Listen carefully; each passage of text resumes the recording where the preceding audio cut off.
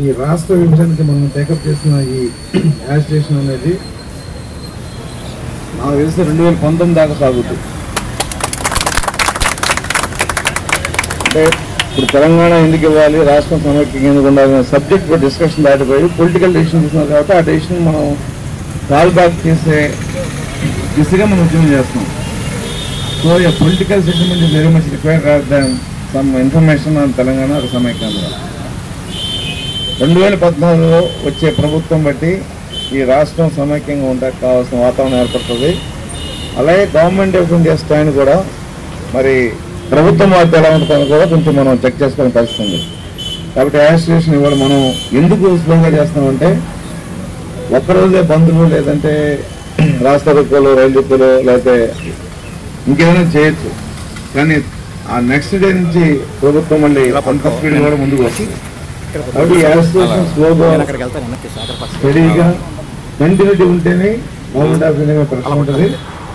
అందుకని రెగ్యులర్గా మనం స్ట్రైక్ ఇవ్వాలి కాదు, రేపైనా ఎప్పుడోసారి ల్యాండ్ అవుతుంది తప్పదు. తర్వాత కూడా ఈ యాజిటేషన్ ప్రోగ్రామ్స్ అంటే రిలే ఫాస్ట్ కానీ పబ్లిక్ మీటింగ్స్ కానీ అయితే మాస్ ఎగ్జిబిషన్స్ కానీ కంపల్సరీ చేస్తేనే గవర్నమెంట్ ప్రశ్న ఉంటుంది. దానికి నేను చెప్పాను లేకపోతే ఎవరు చెప్పాలని కూడా మీరు అనవసరం. ఏ సెక్షన్ కా సెక్షన్, ఏ జిల్లాకా జిల్లా, ఏ సిటీకా సిటీ వాళ్ళకి అవకాశం ఉన్నంత వరకు వాళ్ళకి తోచిన విధంగా పబ్లిక్ ఇన్కరెన్స్ తక్కువగా ఉండి మన ఇన్వాల్వ్మెంట్ ఎక్కువ ఉండే ఏ యాక్షన్ సరే మీరు మీ వైజాగ్లో కానీ ఎక్కడైనా కూడా not the question of place or person అది మీరు చేయమని నేను కోరుకుంటూ ఈ శిబిరం మరి ఇంకా కొంతకాలం కంటిన్యూ చేయండి. ఎందుకంటే స్ట్రైక్ తర్వాత కూడా ఈ శిబిరాలు ఉండాలి, అదర్వైజ్ జనం మర్చిపోతారు.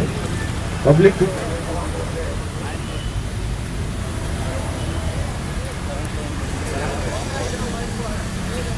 లైఫ్లో మనం ఎంప్లాయీస్ ఒకసారి స్ట్రైక్ ల్యాండ్ పట్టించుకోవాలి కాబట్టి మనం డైరెక్షన్ ఇవ్వాల్సింది పబ్లిక్ ఎంప్లాయీస్.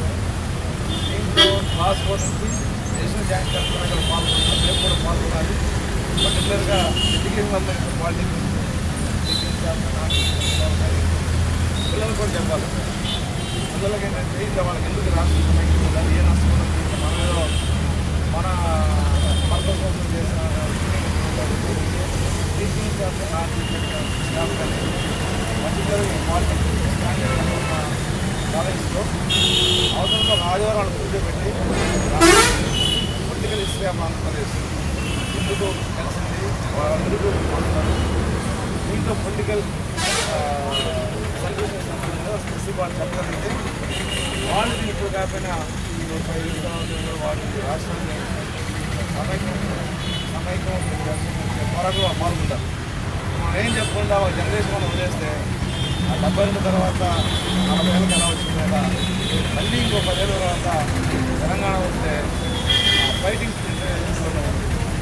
మనం ఎంత నేర్చుకుంటున్నామో పిల్లలకి అలా చెప్పాలి. బాధ్యత ఎడ్యుకేషన్ ఇస్తుంది, అది టేకప్ చేయమని అలాగే నిర్వహణ మీ అందరికీ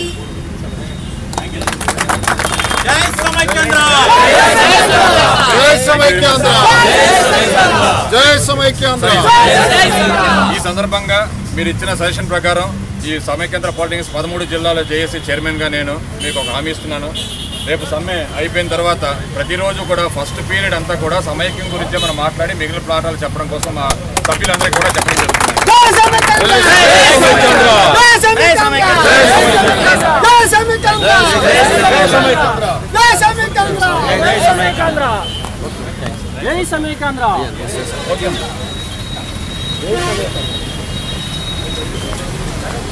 ఓకే సార్.